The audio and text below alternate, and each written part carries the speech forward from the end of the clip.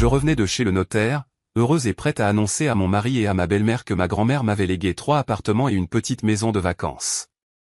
Mais en arrivant à la porte, je les ai entendus parler. Et ce qu'ils ont dit m'a complètement glacé. J'étais sur le chemin du retour du bureau du notaire, plutôt contente à l'idée d'annoncer à mon mari et à ma belle-mère que ma grand-mère m'avait laissé 3 appartements et un chalet. Mais dès que j'ai franchi la porte, j'ai entendu les voix de ma belle-mère et de mon mari et j'ai décidé d'écouter. Je me suis figé, horrifié par ce que j'entendais. Le téléphone sonna juste au moment où Kecha ait terminé la dernière maquette pour un client. C'était un numéro inconnu. Elle fronça les sourcils, mais répondit quand même. Bonjour. Kecha est à l'appareil. Oui, je vous entends. Mon nom est Olivia Jane. Je suis l'assistante de l'avocate Vera Nicole Cointon. Vous devez venir à notre bureau concernant la succession de votre grand-mère, Lydia Stepheney. Kecha se figea. Le téléphone pressé contre son oreille. Une succession? Sa grand-mère était décédée il y a 4 mois, en février. L'enterrement avait été modeste, juste elle et les voisins de l'immeuble délabré où sa grand-mère avait vécu toute sa longue vie. Quel genre d'héritage pouvait-il y avoir? Je suis désolé. Êtes-vous sûr? Grand-mère Lydia n'avait pratiquement rien. Juste une seule chambre dans un appartement en colocation. Mademoiselle, je ne peux pas discuter des détails par téléphone. Vous devez venir en personne avec votre permis de conduire.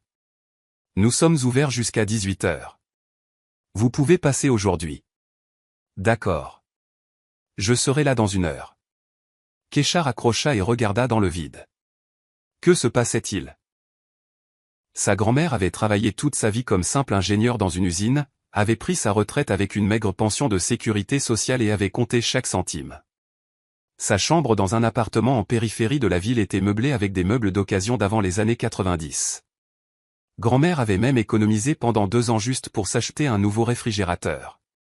Kecha se leva de son bureau et traversa son appartement. C'était un petit 3 pièces qu'elle et son mari, Omar, louaient depuis 9 ans maintenant. 9 ans. Elle s'arrêta près de la fenêtre et regarda les HLM en briques grises de l'autre côté de la rue. Quand ils se sont mariés, elle avait 23 ans et lui 25. Ils croyaient tous les deux que c'était temporaire, qu'ils économiseraient, achèteraient leur propre maison et fonderaient bientôt une famille. Mais 9 ans avaient passé. Pas de maison, pas d'enfants. À la place, ils avaient la mère d'Omar, Vivien Marcha-Ossorne, qui vivait avec eux depuis 5 ans après que son salon de coiffure eût prétendument brûlé, la laissant sans revenu. Temporaire, bien sûr, murmura Kecha. Tout est temporaire. Kecha secoua la tête pour éclaircir ses pensées. Je dois aller au bureau de l'avocate et comprendre ce qui se passe. Elle se changea rapidement, prit son sac et quitta l'appartement. Sur le chemin du cabinet d'avocat, sa mémoire lui rappelait des bribes de conversation avec sa grand-mère. Kecha lui avait rendu visite pour la dernière fois en novembre, 3 mois avant que Lydia Stepheney ne s'éteigne paisiblement dans son sommeil. Grand-mère était assise dans son fauteuil usé près de la fenêtre, tricotant une autre écharpe, regardant sa petite fille avec des yeux bleus délavés, et soudain elle demanda, « Kecha, es-tu la maîtresse de ta propre maison ou juste une invitée ?» Quoi? Kecha n'avait pas compris. Dans cet appartement où tu vis, as-tu l'impression qu'il est à toi, ou es-tu juste de passage? Kecha avait ri, écartant la question et disant quelque chose sur le fait que c'était la maison qu'elle partageait avec Omar. Grand-mère avait secoué la tête mais n'avait pas insisté, continuant à tricoter. Plus tôt cet été-là, alors que Kecha était venue l'aider à trier de vieilles affaires sur le balcon, grand-mère avait soudainement abordé le sujet de sa belle-mère. Cette Vivien à toi, elle est avec vous depuis longtemps. 5 ans maintenant. Grand-mère, souviens-toi, je t'ai dit que son salon avait brûlé. Elle n'avait pas d'assurance. Elle a perdu ses revenus. Elle a dû emménager avec nous. Et quand déménagera-t-elle? Une fois qu'elle sera remise sur pied. Elle travaille dans un autre salon maintenant, elle économise pour un nouvel endroit. Grand-mère ricana. Elle économise depuis 5 ans, et elle économisera encore 5 ans. Les gens comme ça n'économisent jamais, Kecha. Ils trouveront toujours une raison de rester. Grand-mère, qu'est-ce que tu dis? C'est la mère d'Omar. C'est pour ça que je le dis. Kecha n'avait pas compris à l'époque. Elle s'était même sentie blessée, pensant que sa grand-mère devenait juste vieille et grincheuse. Mais maintenant, Assise dans le bus de la ville et regardant par la fenêtre, elle se souvenait du ton triste avec lequel Lydia Stephen avait prononcé ces mots. Il n'y avait aucune méchanceté, seulement de la peine. Le cabinet Covington Lowenstedt était situé dans une haute tour de bureau du centre-ville. Keisha prit l'ascenseur jusqu'au 3e étage et trouva la bonne porte. La plaque indiquait « VN Cointon, avocate ». L'assistante, Olivia Jane, une femme d'une 50aine d'années vêtue d'un tailleur impeccable, l'accueillit chaleureusement et la conduisit dans le bureau. Vera Nicole Cointon était une grande femme aux cheveux grisonnants avec des yeux bruns intelligents. Elle serra la main de Keisha et l'invita à s'asseoir. « Keisha, je comprends que cela puisse être une surprise. Votre grand-mère, Lydia Stephen, a rédigé un testament il y a 2 ans. Selon ses dernières volontés, tous ses biens vous reviennent. La chambre dans l'appartement en colocation. Vous voulez dire juste ça ?» Vera Nicole sourit. « Pas seulement ça. Veuillez jeter un œil à ces documents. » Elle ouvrit un dossier et commença à poser un document après l'autre sur le bureau.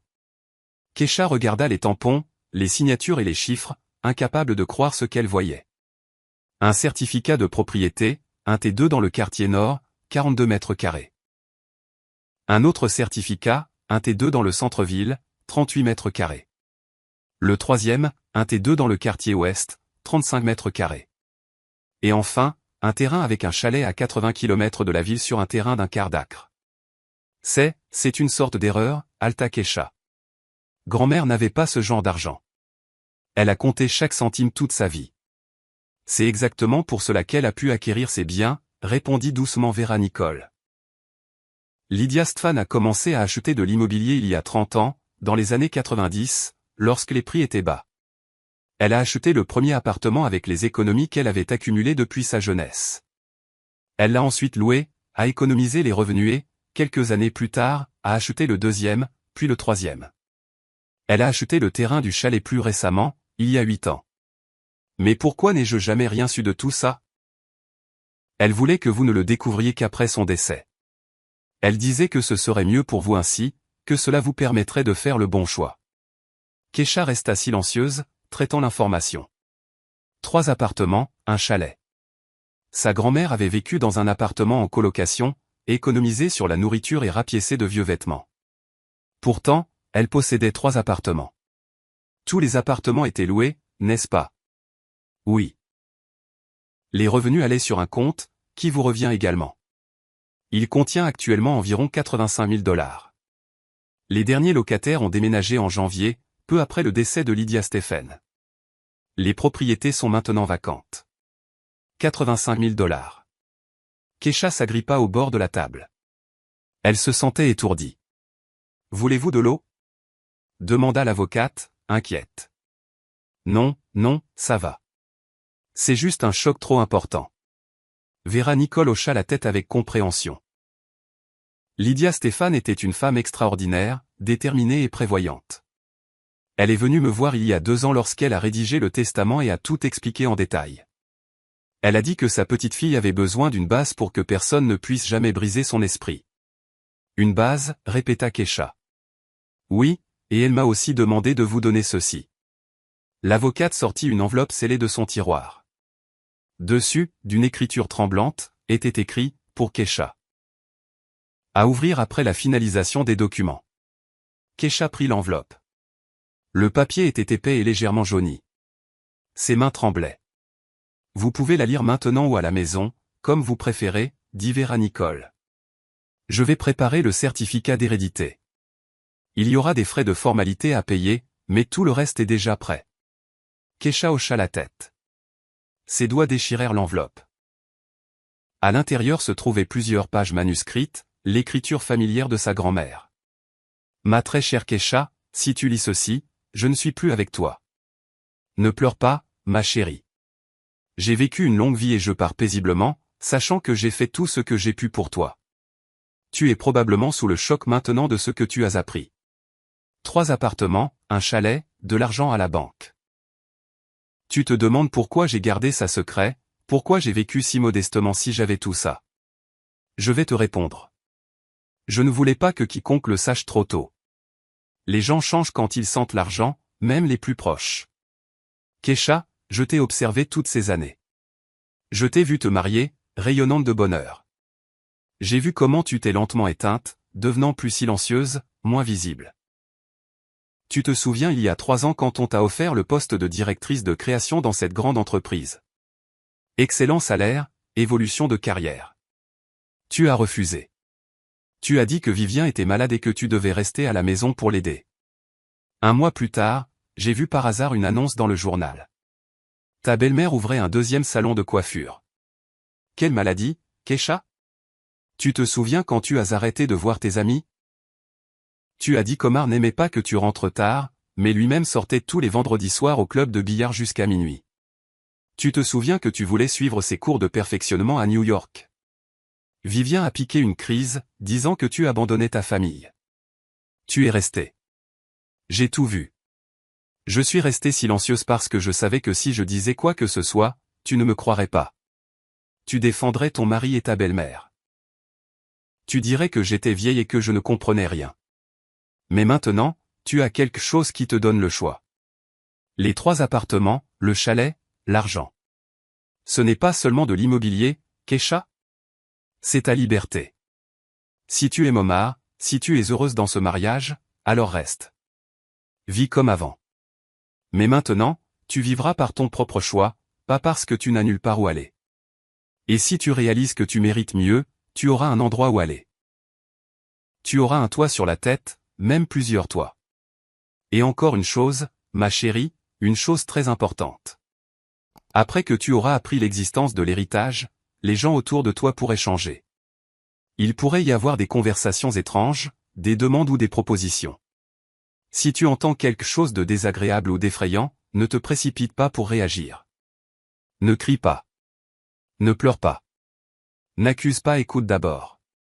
Laisse les gens finir de parler. Laisse-les te montrer qui ils sont vraiment. Parce que les gens ne montrent leur vrai visage que lorsqu'ils pensent que personne ne les regarde ou ne les écoute. Quand ils croient que tu ne le sauras pas. Je crois en toi, Keisha. Tu es forte, intelligente et digne. Tu as juste oublié ça en cours de route. Il est temps de te souvenir. Vis, ma petite fille. Vis pour toi-même. Je serai toujours avec toi dans ton cœur. Ta grand-mère, Lydia. Keisha finit de lire la lettre et des larmes chaudes et silencieuses coulèrent sur ses joues. Elle était assise dans le fauteuil en face de l'avocate, serrant les pages écrites. Et pour la première fois depuis de nombreuses années, elle sentit quelque chose changer en elle. Vera Nicole détourna discrètement le regard, feignant d'être occupée par des documents, donnant à Keisha le temps de se ressaisir. Après quelques minutes, Keisha essuya ses yeux et prit une profonde inspiration. Je suis désolé. Il n'y a rien à excuser. Ce sont des émotions fortes. C'est parfaitement normal. Elles finirent de régler les formalités environ 1 heure plus tard. Keisha quitta le cabinet d'avocat avec un lourd dossier entre les mains. À l'intérieur se trouvaient les certificats d'hérédité, les contrats et les détails du compte bancaire. Toute la vie de sa grand-mère investie dans ses mètres carrés. Elle se dirigea vers le parc le plus proche, s'assit sur un banc et sortit son téléphone. Elle voulait appeler Omar pour lui annoncer la nouvelle, mais son doigt plana au-dessus de l'écran. Si tu entends quelque chose d'étrange, ne te précipite pas pour réagir. Pourquoi grand-mère avait-elle écrit ça?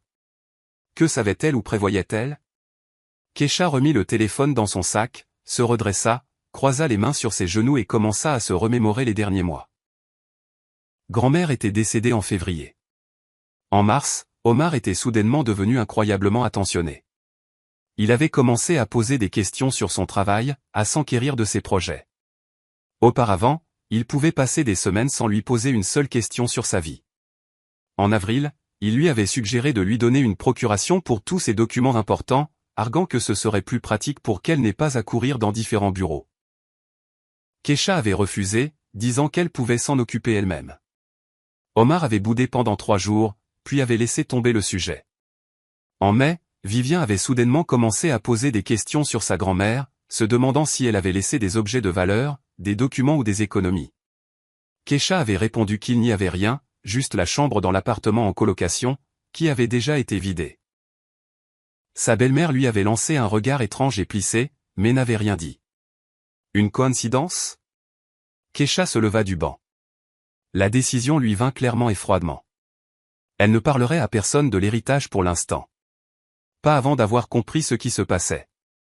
Grand-mère était une femme intelligente. Si elle avait donné un avertissement, il y avait une raison. Elle rentra à la maison à l'heure habituelle, vers 19h. Omar et sa mère étaient dans la cuisine en train de dîner. Vivien cuisinait, comme elle insistait toujours pour le faire, prétendant que Kesha ne savait pas cuisiner correctement. « Où étais-tu » demanda Omar sans lever les yeux de son assiette. « En déplacement pour des affaires, je m'occupais de documents. »« Quels documents ?»« Des trucs de travail. Un nouveau contrat client. » Omar hocha la tête, perdant tout intérêt. Vivien lança un regard scrutateur à Kesha, mais resta également silencieuse. Kesha alla dans la chambre, ferma la porte, s'assit sur le lit, sortit le dossier de son sac et fixa le certificat de propriété.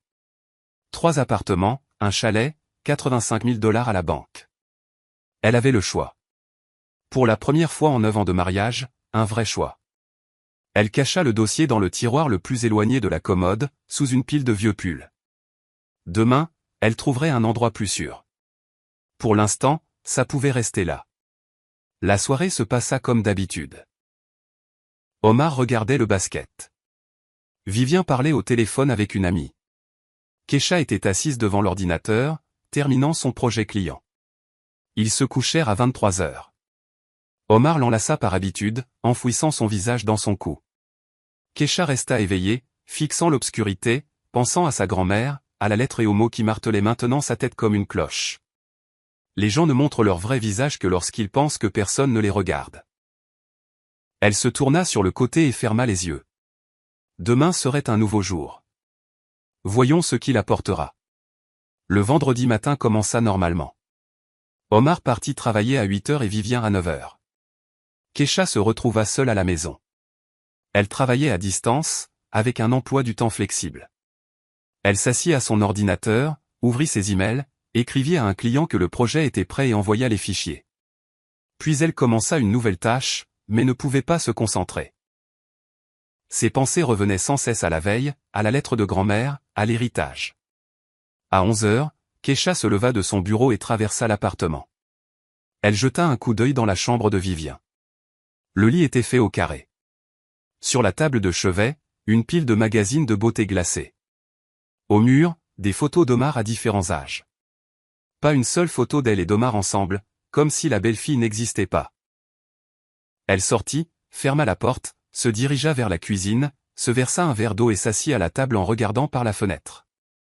Elle devait aller voir les appartements, les 3 qui lui appartenaient maintenant, pour vérifier leur état. Peut-être que demain elle irait à l'un d'eux, celui du quartier nord. Mais à ce moment, la porte d'entrée claqua. Kesha sursauta et se retourna. Qui était-ce? Omar était au travail jusqu'à 18h, et Vivien au salon jusqu'à 19h. Elle se leva silencieusement, alla dans le couloir et écouta. Des voix provenaient de la chambre de sa belle-mère. 2 voix, un homme et une femme, Omar et Vivien. Mais pourquoi était-il à la maison? Pourquoi n'était-il pas au travail? Kesha se figea contre le mur. Elle était sur le point d'entrer et de demander ce qui n'allait pas, mais elle entendit alors une phrase qui lui glaça le sang. Sa vieille est morte il y a 4 mois. J'ai vérifié les registres par l'intermédiaire de Lisa au bureau de l'état civil. Elle possédait 3 appartements, 3, plus ce terrain avec le chalet. Elle les louait tous. Tu imagines le fric qui circulait là-dedans? C'était la voix de Vivien, aiguë et satisfaite. Kesha se plaqua contre le mur du couloir. Son cœur battait si fort qu'elle pensait qu'il l'entendrait. Sérieux? Répondit la voix d'Omar. 3 appartements? Je la croyais fauchée. Kesha n'a jamais rien dit parce que ta petite idiote ne le savait même pas elle-même. Cette Lydia a économisé en secret toute sa vie. C'était une vieille renarde rusée. Il faut lui reconnaître ça. Mais le testament est sans aucun doute au nom de Kesha. La vieille n'avait pas d'autres parents. Comment as-tu su pour les appartements? Je te l'ai dit, Lisa du bureau de l'état civil. On était à l'école ensemble. Je lui fais une manucure gratuite et elle me file les infos. Un arrangement pratique. Il y eut une pause. Kesha entendit quelqu'un traverser la pièce et le plancher craquer. Donc, Kesha va bientôt la prendre, dit Omar, songeur. Exactement. Et nous devons agir vite avant qu'elle ne comprenne ce qui se passe. Que veux-tu dire? Vivien renifla. Je veux dire que nous ne pouvons pas rater cette chance, Omar. Comprends-tu combien valent 3 petits appartements en ce moment? Même au prix les plus bas, c'est plus de 700 000 $. 700 000 $. Et le chalet rapportera encore 35 000 $ si le terrain est correct. Keisha entendit Omar siffler. Ce sont des chiffres sérieux. Ce sont d'excellents chiffres, et cet argent peut être à nous, ou plutôt à toi, ce qui veut dire à moi aussi. Maman, attends. L'héritage est au nom de Keisha. C'est sa propriété personnelle selon la loi. Je ne peux pas simplement le prendre. Tu ne peux pas si elle ne veut pas, interrompit Vivien. Mais c'est là que les choses deviennent intéressantes. Écoute bien. Keisha retint son souffle. Dès que ta femme apprendra l'existence de l'héritage et finalisera tous les papiers, tu devras lui parler gentiment, doucement, comme un père de famille. Dis-lui que vous êtes une famille et qu'il est temps de penser à l'avenir. Puis suggère de vendre ses appartements. Explique que l'entretien de 3 propriétés coûte cher. Les impôts, les factures de services publics, les réparations, mais si vous les vendez, vous pouvez investir l'argent dans une entreprise. Par exemple, tu as toujours rêvé d'ouvrir ce garage de carrosserie, n'est-ce pas? Ben, ouais. Alors, dis-lui ça. Que tu as besoin d'un capital de départ pour ta propre entreprise. Qu'avec ton salaire de directeur, vous vivrez en location jusqu'à vos vieux jours. Mais si tu ouvres une entreprise, tu auras un bon revenu, de la stabilité, et vous pourrez enfin avoir des enfants. Elle ne voudra pas vendre, objecta Omar, incertain. Ce sont les appartements de sa grand-mère. Il y a des souvenirs. Elle le fera si tu la presses de la bonne manière. Tu connais ta femme. Elle est faible, docile. Elle fait toujours ce qu'on lui dit. Tu dois juste présenter les choses de la bonne façon. Keisha se tenait dans le couloir, sentant un froid se répandre en elle. Faible, docile. C'est ce que sa belle-mère pensait d'elle. Et le plus effrayant, c'est qu'Omar ne la contredisait pas, mais si elle refuse quand même, demanda-t-il. Alors, insiste sur l'angle des enfants. Keisha veut un bébé. Je le sais. Vous en discutez depuis des années. Dis-lui que vous ne pouvez pas avoir d'enfant dans une location. Vous avez besoin de votre propre logement. Laisse-la vendre au moins un appartement. Utilisez cet argent pour acheter un T4 ou un T5 plus grand. Naturellement, tu le mettras à ton nom. À mon nom, répéta Omar. Bien sûr, tu es le mari, le chef de famille. C'est logique. Et puis on verra. On verra. Vivien fit une pause. Quand elle reprit la parole, sa voix était froide et calculatrice. On verra comment la vie se déroule. Si Keisha est obéissante et investie correctement dans la famille, tu peux la garder. Mais si elle commence à faire des siennes, à être têtue, eh bien, dans 1 an ou 2, tu peux demander le divorce. Une fois que l'argent sera investi dans l'entreprise, il sera impossible de prouver quoi que ce soit. Keisha plaqua une main sur sa bouche pour étouffer un cri. Maman, tu es sérieuse? Le divorce? Et alors, Omar? Regarde la vérité en face. Tu l'as épousée il y a 9 ans parce qu'elle était pratique, silencieuse, calme, pas une faiseuse de troubles. Mais elle n'a rien de spécial. Pas dynamique, inintéressante. Et à quoi sert-elle? Elle travaille à distance. Elle gagne une misère. Elle s'occupe à peine de la maison. Je vis avec vous depuis 5 ans, et je fais plus de tâches ménagères qu'elle. Keisha ferma les yeux. Elle contribuait à 38% du budget familial. 38%. Et Vivien ne payait ni loyer ni courses. Elle cuisinait seulement parfois, et seulement quand elle en avait envie. Maman, tout ça me semble un peu bas, marmonna Omar. Bas? Qu'est-ce qui est bas? Nourrir une parasite pendant 8 ans. Ça, ce n'est pas bas. Elle vit dans cet appartement, utilise tout. Mais quelle est sa contribution? Rien. Toi et moi, nous travaillons et gagnons de l'argent, et elle est assise devant l'ordinateur à dessiner des petits dessins. Eh bien, elle est graphiste. C'est son travail. Travail? Ça s'appelle du freelance. Ce n'est pas un travail. C'est de l'amusement. Les gens normaux ont des emplois stables, ils ne naviguent pas sur Internet. Kesha serra les dents. Elle avait travaillé comme designer dans une grande entreprise jusqu'à ce que Vivien emménage. Ensuite, sa belle-mère avait orchestré toute une campagne disant que Kesha devait être à la maison pour soutenir la famille, pas traîner au bureau. Omar avait soutenu sa mère. Kesha avait démissionné et s'était mise à son compte.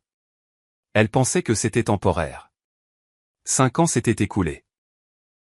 Écoute-moi, Omar, continua Vivien, sa voix adoptant des tons doux et manipulateurs.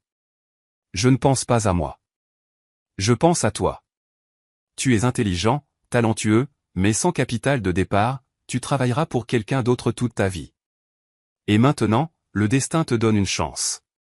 Tu dois juste l'utiliser correctement. Et toi? Et moi?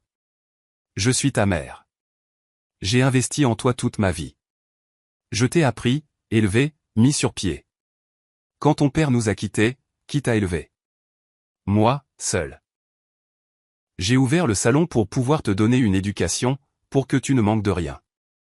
Maman, qu'est-ce que ça a à voir avec ça? Ça a tout à voir. Maintenant, c'est à mon tour d'avoir un retour sur investissement. Mon salon a brûlé il y a 5 ans. Je me suis retrouvé sans rien. Tu crois que ça me plaît de vivre dans votre T3 en location?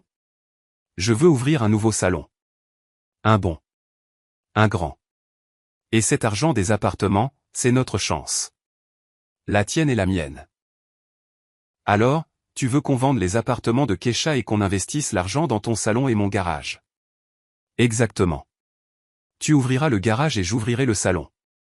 Nous nous remettrons tous les deux sur pied. Et Kesha, eh bien, elle pourra être heureuse d'avoir contribué à l'entreprise familiale. Omar se tut. Kesha se prépara, s'attendant à ce qu'il objecte, qu'il dise à sa mère que c'était mal, qu'on ne pouvait pas traiter une femme comme ça. Mais il dit quelque chose de complètement différent. Comment je la convainc de vendre les 3 appartements? Peut-être qu'elle voudra en garder un pour elle. Quelque chose à l'intérieur de Kesha se brisa. Il avait accepté. Juste comme ça, il n'avait même pas beaucoup discuté. Dis-lui que l'entretien de 3 propriétés est trop cher et compliqué, le coachat Vivien. Il vaut mieux tout vendre et utiliser le produit de la vente pour acheter un grand appartement pour vous deux, un T4 ou un T5. Naturellement, tu le mettras à ton nom. Tu es le mari, après tout. À mon nom, répéta Omar. Et Kesha crut entendre une note d'anticipation dans sa voix. Oui. Et le reste de l'argent sera investi dans l'entreprise. J'ai déjà tout calculé. Si les appartements rapportent $850 000 et le chalet $35 000 de plus, ça fait $885 000, moins l'achat d'un nouvel appartement. Disons que $300 000 y sont consacrés. Il reste $585 000. C'est assez pour ouvrir un garage décent et mon salon, avec un peu de reste pour les frais de subsistance. Ça a l'air attrayant, admit Omar. Bien sûr que ça l'est. Nous vivrons enfin comme de vraies personnes. Nous ne compterons pas chaque centime. Nous ne serons plus en location. Tu seras ton propre patron. Moi aussi. L'indépendance. Tu comprends? Je comprends. Alors, mets-toi au travail, mon fils. Dès que Kesha apprendra l'existence de l'héritage, commence à manœuvrer. Sois juste prudent. Pas de pression immédiate. Laisse-lui un jour ou 2 pour être heureuse, puis amène-la doucement à l'idée de vendre. Parle de la famille, de l'avenir, des enfants. Elle est docile. Elle acceptera. Et si elle ne le fait pas? Si elle ne le fait pas, fais allusion à des problèmes dans la relation. Dis-lui que tu ne comprends pas comment elle peut être si égoïste, qu'une vraie femme soutient son mari en tout. Elle aura peur du divorce. Elle cédera. Fais-moi confiance. Une longue pause. D'accord, dit finalement Omar. Je vais essayer de lui parler. C'est mon bon garçon. Et souviens-toi, pas de remords. C'est notre chance, et nous n'allons pas la manquer. Kesha se tenait dans le couloir, pressant ses paumes contre sa poitrine. Tout en elle semblait engourdie. Il n'y avait ni douleur, ni larmes, ni hystérie, juste une prise de conscience froide et absolue. Son mari, l'homme avec qui elle avait vécu pendant 9 ans, qui avait promis de l'aimer et de la protéger, qui avait juré fidélité. Il venait d'accepter de la tromper, de l'utiliser et de la jeter. Et sa belle-mère, qui avait vécu dans leur appartement pendant 5 ans, mangé leur nourriture et bénéficié de leurs soins, la traitait de parasite.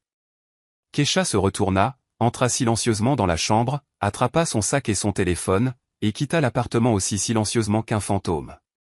Sur le palier, elle s'arrêta, s'adossa au muret, les mains tremblantes, trouva le numéro du cabinet d'avocat sur Internet et le composa.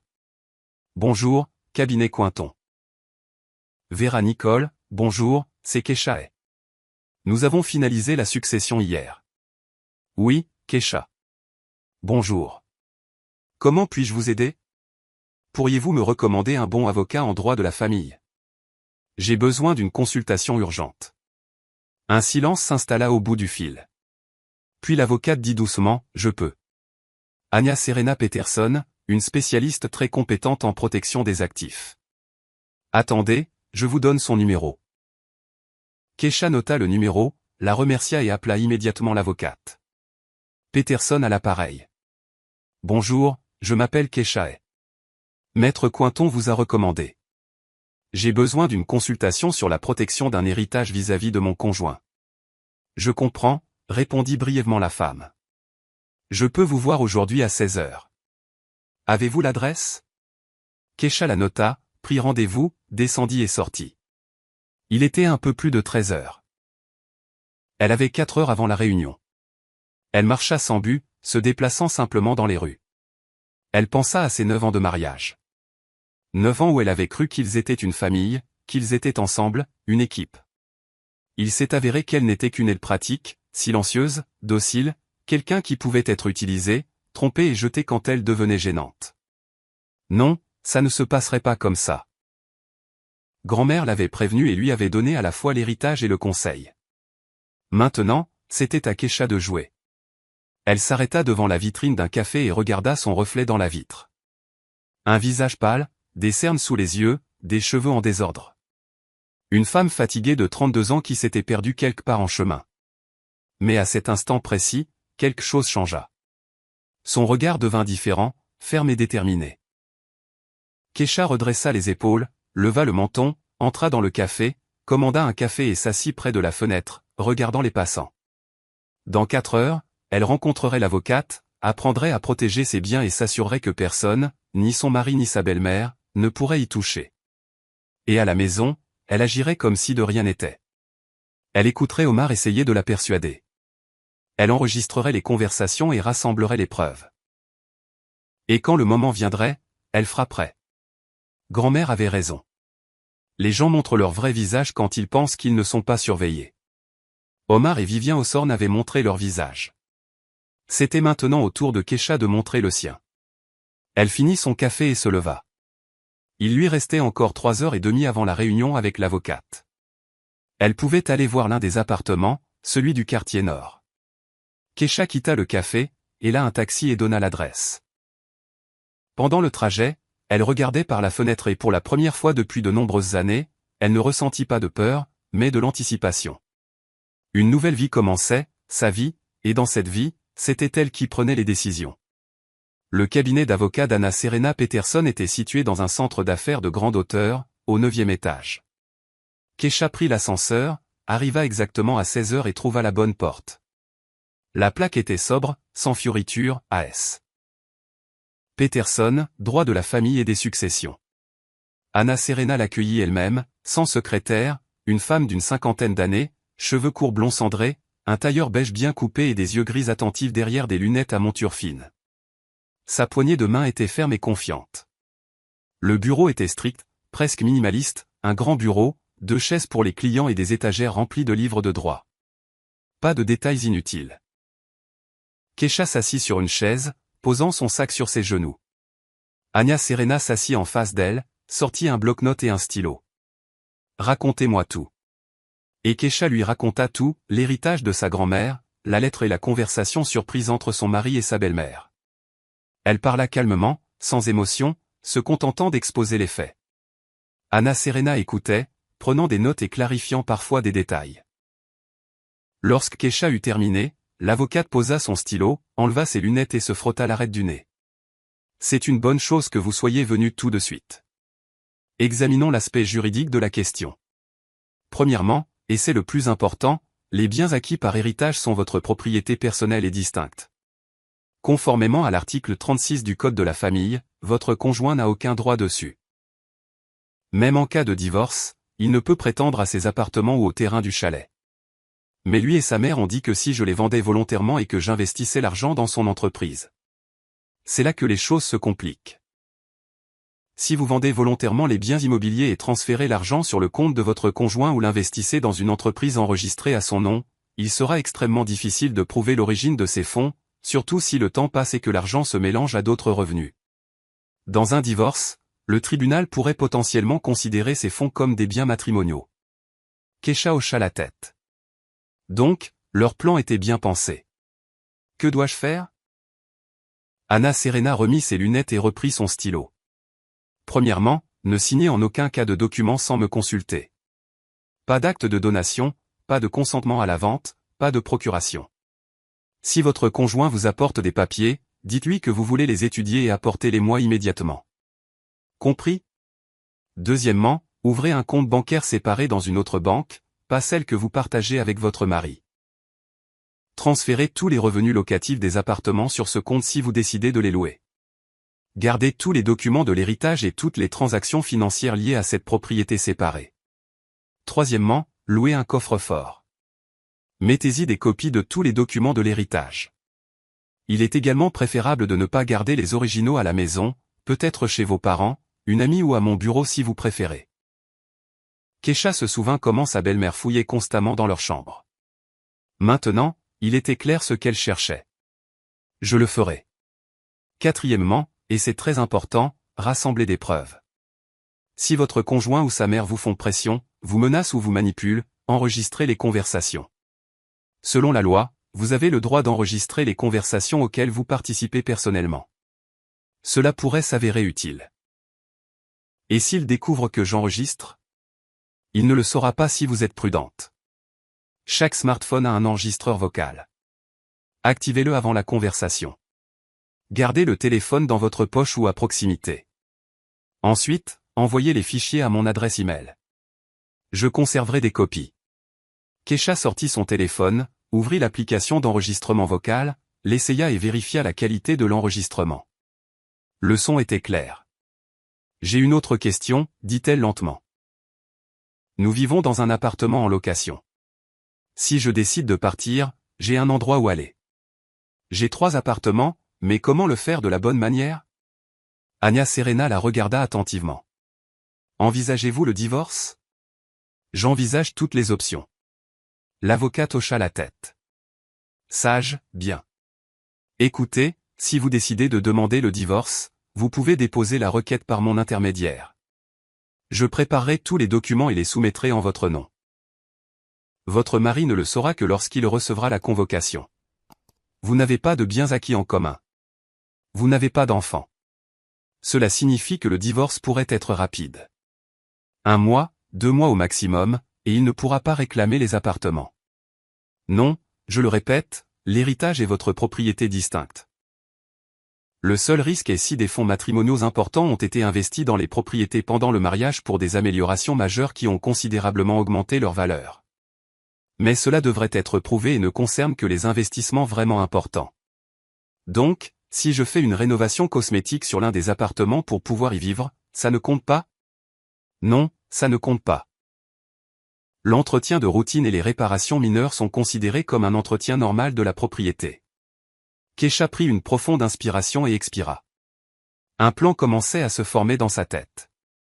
Encore une chose, ajouta Anna Serena.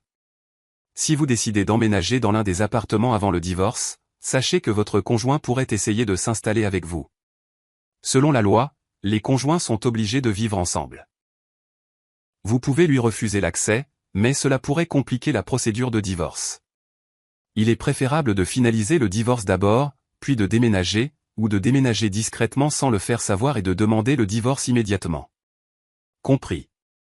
Elles parlèrent encore 40 minutes, discutant de tous les détails, nuances et scénarios possibles. Anna Serena donna à Kesha sa carte de visite avec son numéro de téléphone portable.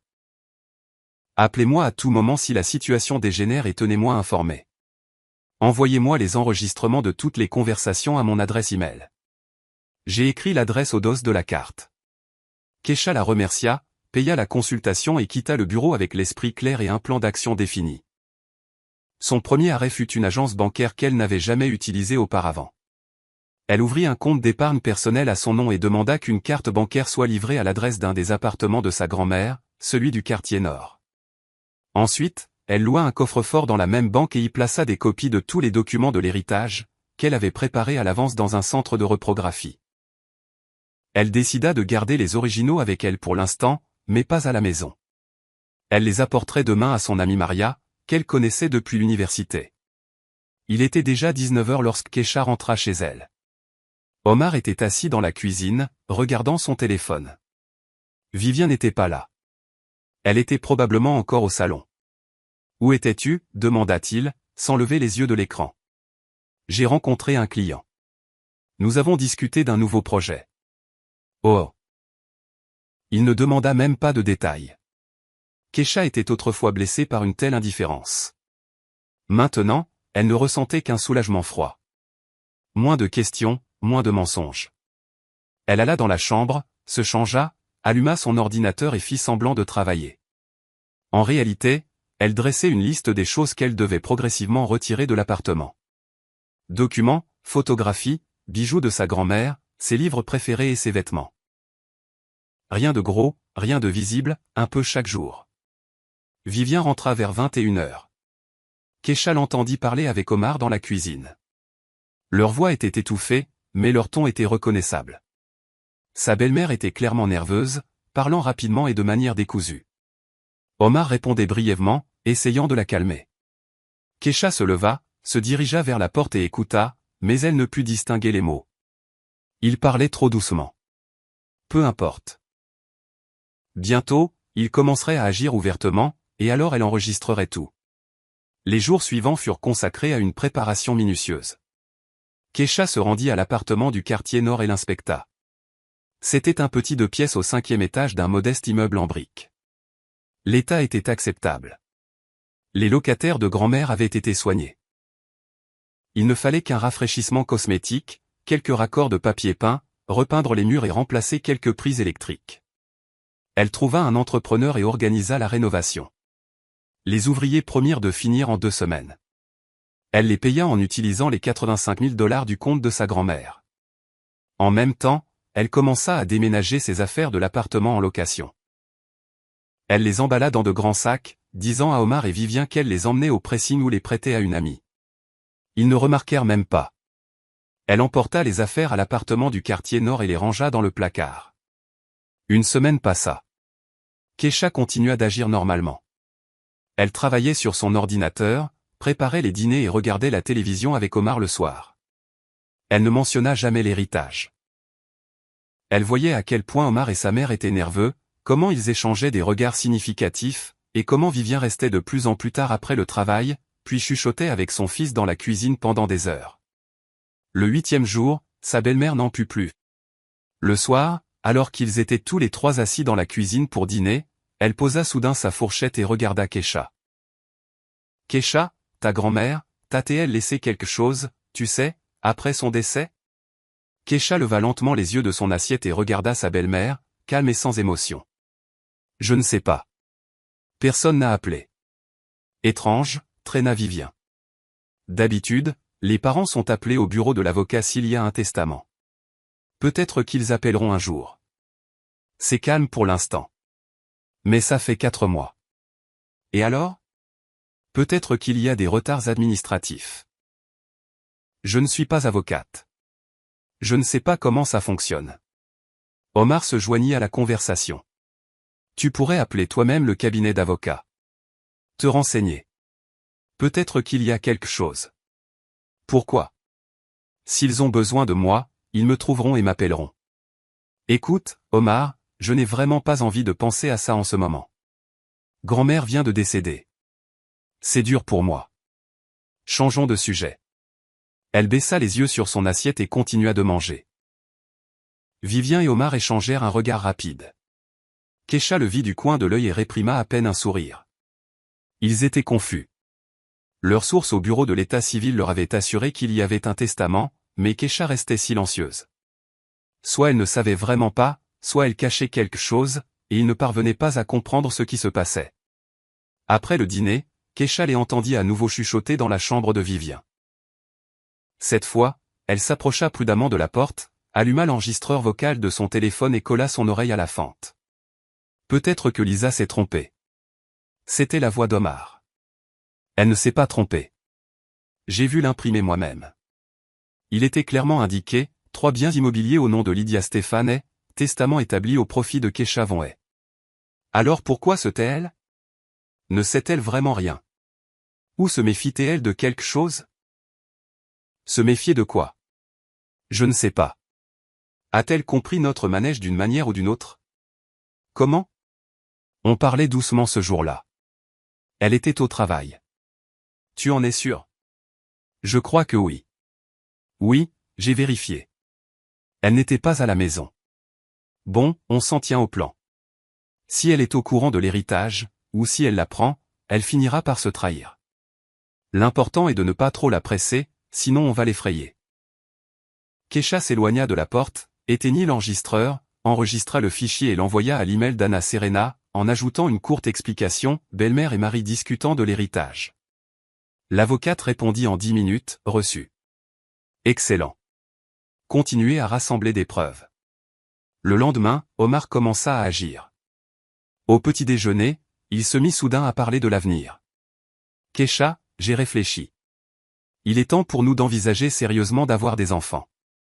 Qu'en penses-tu? Keisha leva les yeux de son café et alluma l'enregistreur au préalable. Son téléphone était dans la poche de sa robe de chambre. Des enfants? Oui, nous avons tous les deux plus de 30 ans. Il est temps. Tous nos amis ont déjà des enfants et nous ne cessons de repousser. Nous repoussons parce que nous vivons en location. Tu as toujours dit qu'il fallait d'abord acheter notre propre logement. Exactement. C'est pourquoi je pense qu'il est peut-être temps de prendre les choses au sérieux. Nous n'avons pas l'argent pour un appartement. Et si nous trouvions un moyen? Par exemple, je pourrais ouvrir ma propre entreprise, le garage de carrosserie. Tu te souviens comme j'en ai toujours rêvé?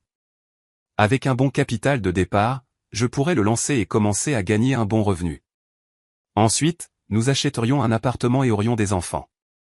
Keisha hocha la tête, pensive. Ça a l'air bien, mais d'où viendrait le capital de départ? Omar hésita. Eh bien, on pourrait prendre un prêt avec des taux d'intérêt de fou. Non, merci.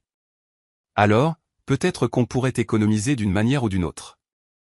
On économisera pendant 20 ans. Omar fronça les sourcils, s'attendant clairement à une réaction différente.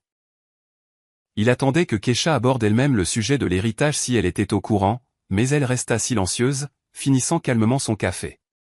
D'accord, on y réfléchira encore, marmonna-t-il. Keisha hocha la tête, se leva et porta sa tasse à l'évier. Omar la regarda d'un air perplexe. Des conversations comme celle-ci se répétèrent tous les 2 ou 3 jours. Omar abordait le sujet des enfants, de l'appartement ou de l'entreprise. Keisha écoutait, hochait la tête et convenait que ce serait bien, mais elle ne mentionna jamais l'héritage, et elle enregistrait la conversation à chaque fois. Vivien commença aussi à agir, mais ses méthodes étaient plus grossières. Elle commença à être ouvertement impolie. Un soir, alors que Keisha préparait le dîner, sa belle-mère entra dans la cuisine, goûta la sauce et fit la grimace. Encore trop de sel.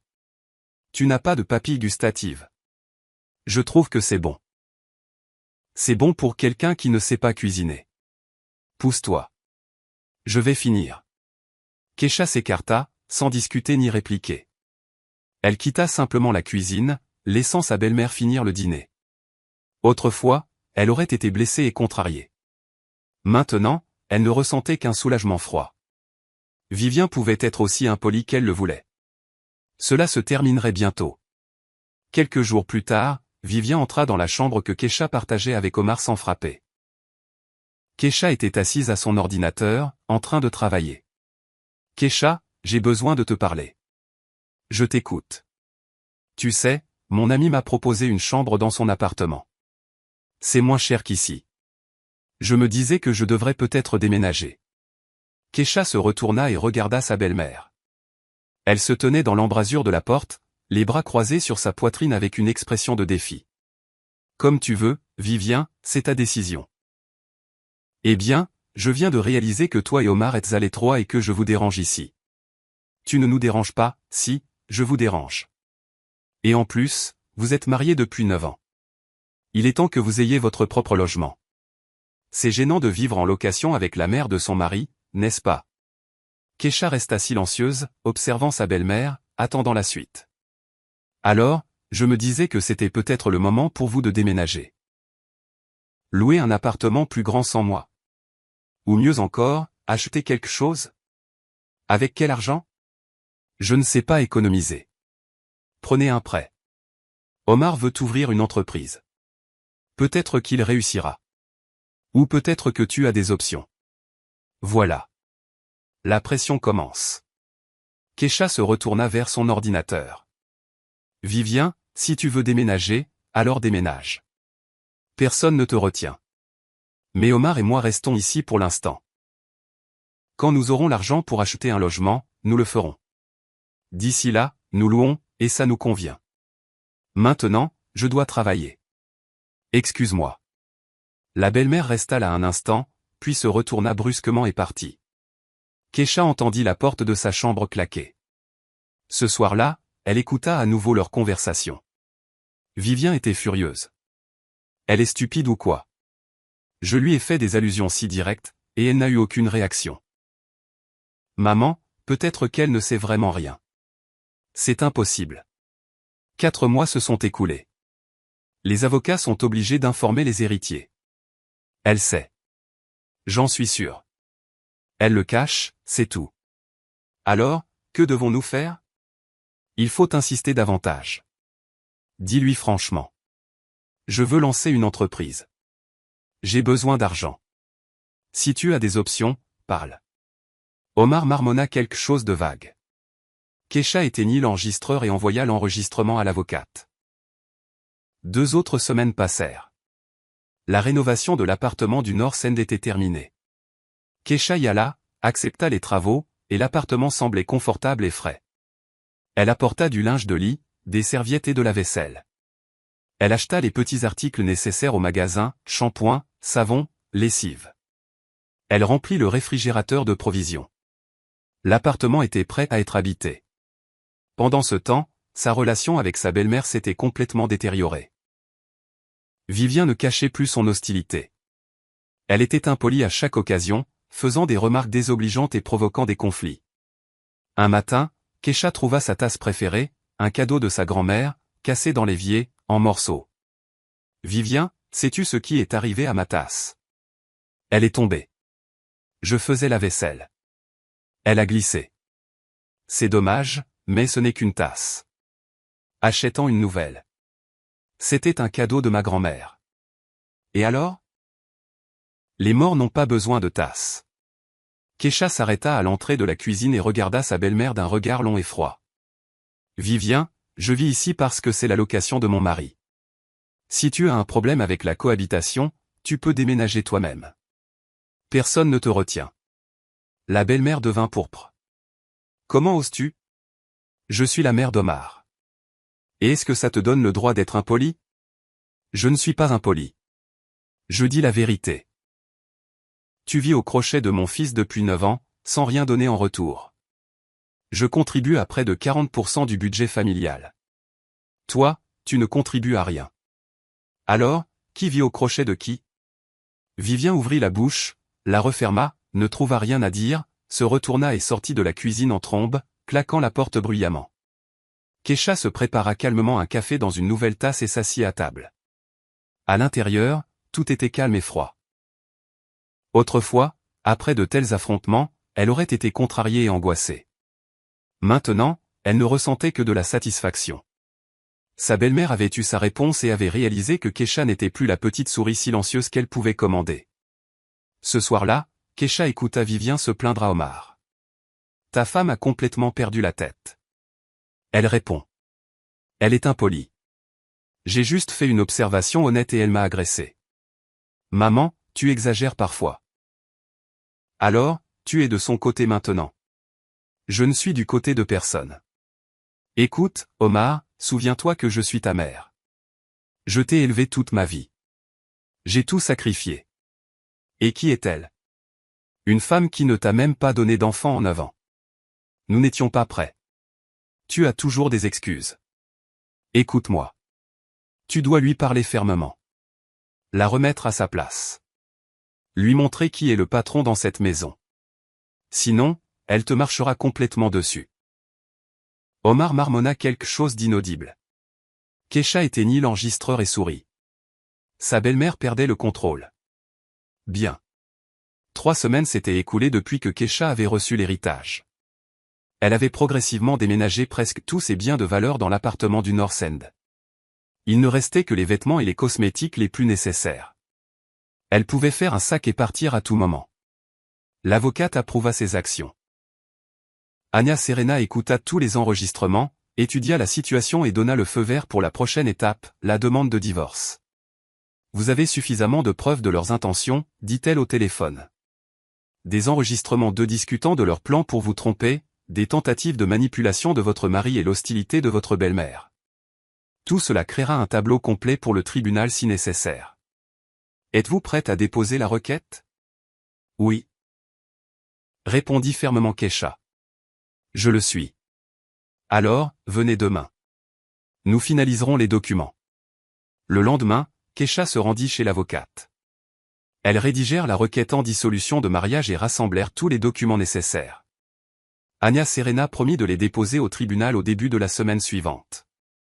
Omar recevra la convocation environ une semaine après le dépôt, très probablement le jeudi ou le vendredi, expliqua l'avocate. Vous aurez le temps de vous préparer à sa réaction. Je suis prête. Êtes-vous sûr de ne pas vouloir déménager tout de suite? Vous pourriez le faire avant qu'il ne reçoive la convocation. Moins de conflits de cette façon. Keisha y réfléchit, mais décida de rester. Non, je veux voir comment ils réagissent quand ils l'apprendront. Je veux voir leur visage. Anya Serena hocha la tête avec compréhension. C'est votre droit. Soyez juste prudente. Si vous vous sentez menacée, partez immédiatement et appelez-moi. Keisha rentra chez elle le soir. Omar était assis sur le canapé à regarder la télévision. Vivien n'était pas là. Il la regarda étrangement, la scrutant. Tu as quelque chose de différent. Qu'est-ce qui est différent? Je ne sais pas. Tu es juste différente. Tu étais plus douce avant. Maintenant, tu es si froide. Keisha haussa les épaules. Peut-être que je suis fatigué. J'ai juste beaucoup de travail. Omar continua de la fixer, puis soupira. Keisha, nous devons parler. Sérieusement. Parler de quoi? De notre avenir. Keisha alluma l'enregistreur dans la poche de son jean et s'assit dans le fauteuil en face du canapé. Je t'écoute. Omar s'agita, choisissant ses mots. Écoute, nous sommes mariés depuis 9 ans, et j'ai l'impression que nous sommes coincés au même endroit. Nous louons, joignons à peine les deux bouts, pas d'enfants. Ce n'est pas bien. Et que proposes-tu? Je dois évoluer. Je ne peux pas être représentant commercial toute ma vie. Je veux ouvrir ma propre entreprise, le garage de carrosserie. Je connais le métier. J'ai l'expérience et les contacts. Je suis convaincu que ça marchera, mais j'ai besoin d'un capital de départ. Combien? 5 millions au minimum. 10 millions, c'est mieux pour louer l'espace, acheter l'équipement et couvrir les salaires des employés au début. D'où viendrait ce genre d'argent? Omar la regarda avec attente. Je pensais que tu avais peut-être des idées, des options. Quelles options? Je n'ai pas ce genre d'argent. Et ta grand-mère? T'a-t-elle laissé quelque chose? Voilà, la question directe. Keisha fit une pause, le regardant, puis dit lentement, Omar, je dois réfléchir à notre avenir. Son visage s'éclaira. Il prit clairement cela pour un accord. C'est de ça que je parle. Réfléchissons ensemble, en famille. Si grand-mère t'a laissé quelque chose, c'est notre chance. On pourrait. J'ai dit que je devais réfléchir, l'interrompit Keisha. Donne-moi un peu de temps. Combien de temps? Je ne sais pas. 1 semaine, 2. Omar hocha la tête, satisfait. D'accord, réfléchis-y. Mais ne prends pas trop de temps. Les opportunités ne durent pas éternellement. Kecha se leva, alla dans la chambre, ferma la porte, éteignit l'enregistreur et envoya le fichier à l'avocate avec un commentaire. Le mari demande directement des informations sur l'héritage en essayant de manipuler. La réponse arriva instantanément, excellent. Tenez bon. Tout se déroule comme prévu. Le lendemain, samedi, Vivien organisa ce qu'elle appela un conseil de famille.